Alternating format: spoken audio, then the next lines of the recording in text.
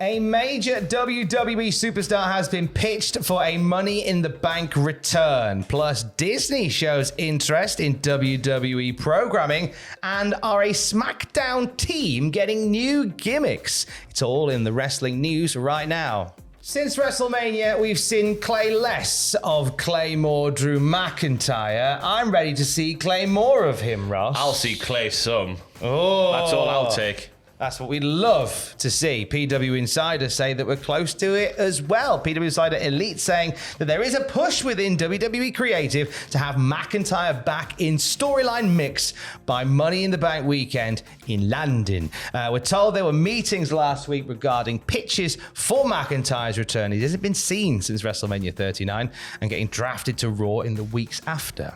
PW Insider also say there's no news of a new deal being struck and the creative issues between the sides is still very much there. Drew is reportedly keen for a meaningful storyline to wrap up what could be his final year in the WWE. I guess that's the last time we heard of Drew McIntyre. In the rest of the news was him blacking out his Twitter account. There was reports of the creative, differences coming to fruition. So I don't know. I thought it was nailed on for sort of Sheamus to be, maybe ascending the ladder, maybe getting his hands on the briefcase to get a shot at Gunter once again to complete the set, win the Intercontinental title. But then no, Drew McIntyre swoops in, costs him that, and off they go for the summer. But when you look at the field, if he is going to get involved in the ladder match, you got Nakamura, Ricochet, LA Knight, Santos, Butch, and Damian Priest. Nakamura, Priest, Ricochet, I think your Raw representatives there. There's not really a storyline there, is he? You wouldn't think. Unless he comes back to fight Logan Paul. Unless he comes back to being the Judgment Day.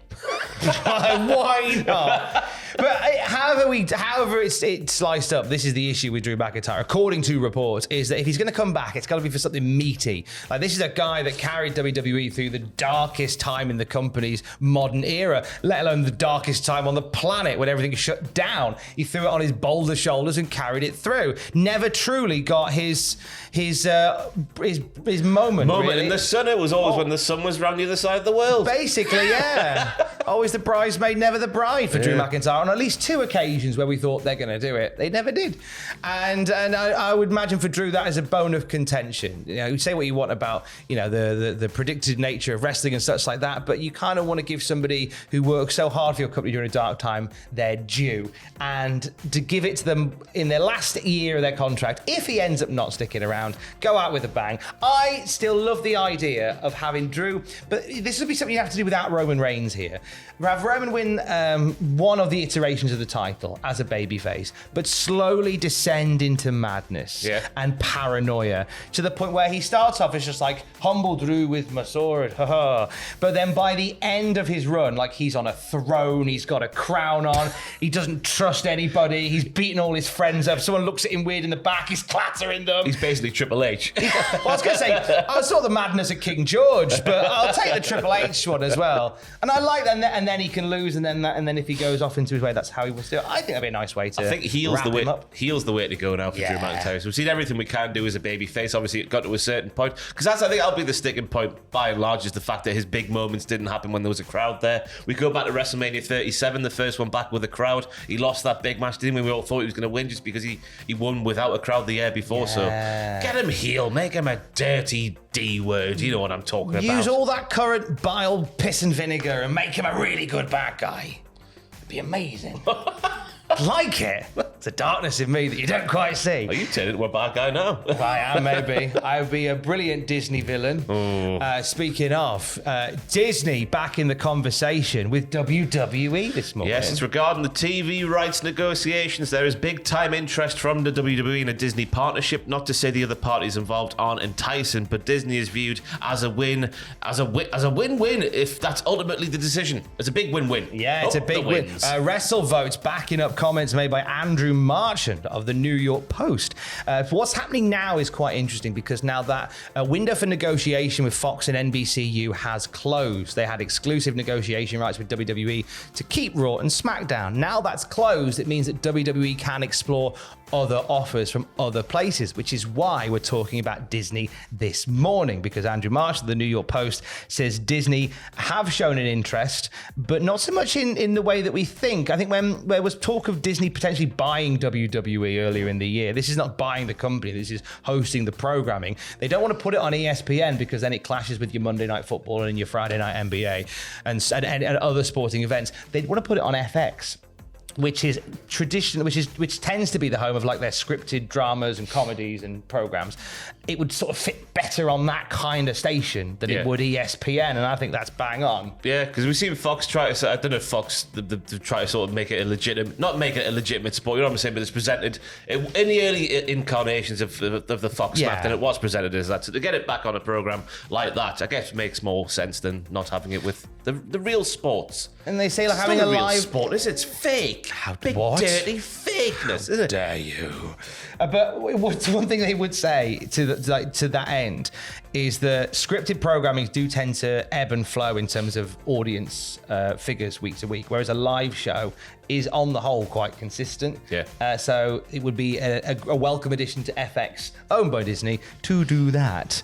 Now, they're not the only ones in there as well. I was reading a thing just before I came in today that said that other names that WWE may solicit interest from, or names that are already looking to charm WWE to bring Raw and SmackDown over, include Amazon, Apple, and I think Warner Brothers Discovery might be back in the conversation. Well, the first two of those would indicate a streaming service and maybe a potential way in the way Raw is presented, because surely they would chop it down, wouldn't they, into nice little chunks to watch on demand as and when you pleased, or something like that. Well, you'd say that, and you're right to say that, but Amazon have shown a real interest lately in wanting more live sports and events, like concerts, and they have Thursday Night Football in America. They have Premier League a few times this season. Premier League a few times, so I don't think it would be a case of it would be chopped down and sort of put out there for people to binge on. I think we would still get the live WWE experience. I think any of these options, I don't think it really affects what we would see on TV. I know there was a concern that if Disney were to buy WWE, we kind of go back to something akin to the PG era. But I think putting it on FX, I don't think it would change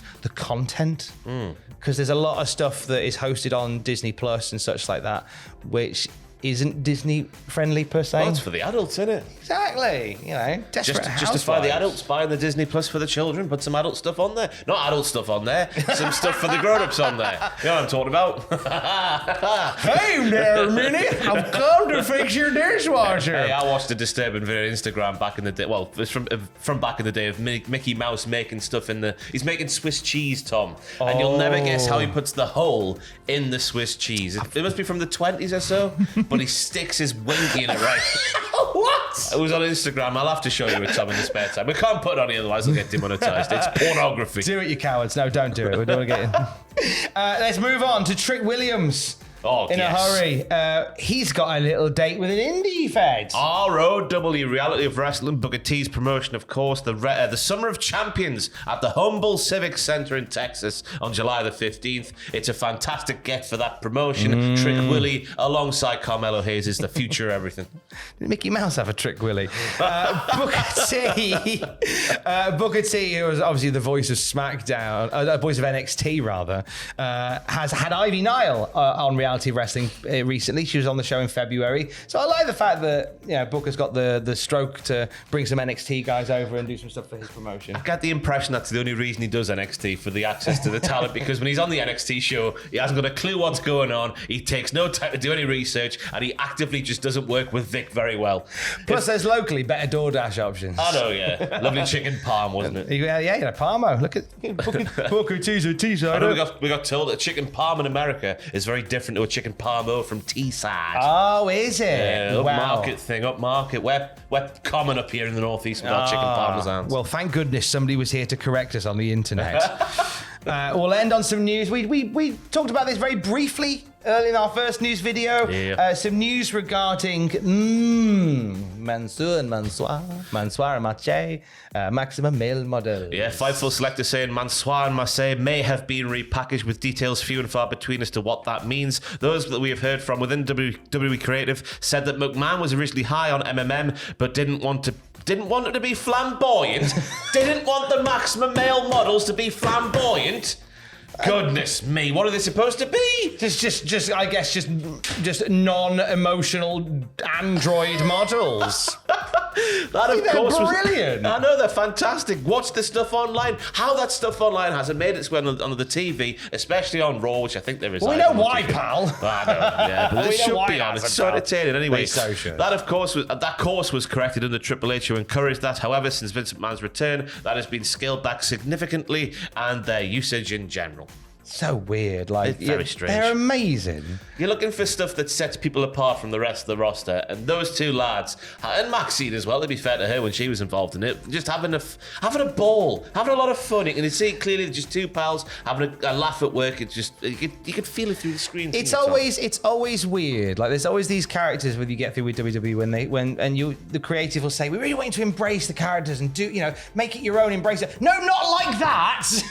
Don't make it your own like that. Make it your own the way that we want you to make it your own. Don't be an actual chicken, Terry Taylor, you nerd. Terry getting the heat in 2023. What a time to be alive.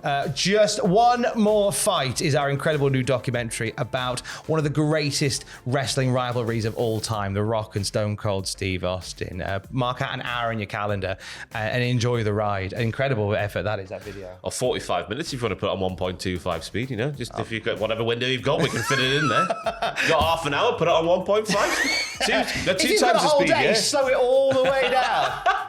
It's a great bit of work from our team at Cultaholic, and if you're enjoying the documentary form stuff, then you'll see plenty more of it. One More Fight is waiting for you on this very YouTube channel. And for the latest wrestling news, you can check out cultaholic.com. Stay safe. Trick Willie.